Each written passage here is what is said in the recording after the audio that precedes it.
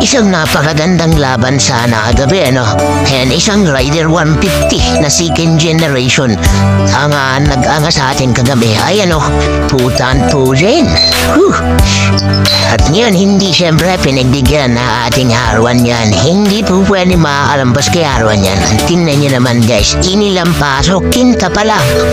Nilamo na siya ni Arwan.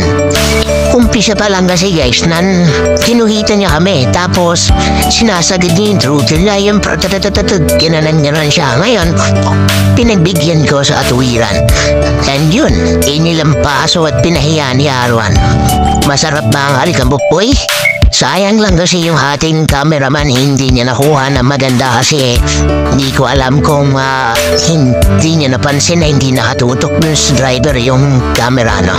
Shoutout sa'yo brother, palakas ka muna hanggang sa muli natin magkikita. Bye bye, paalam!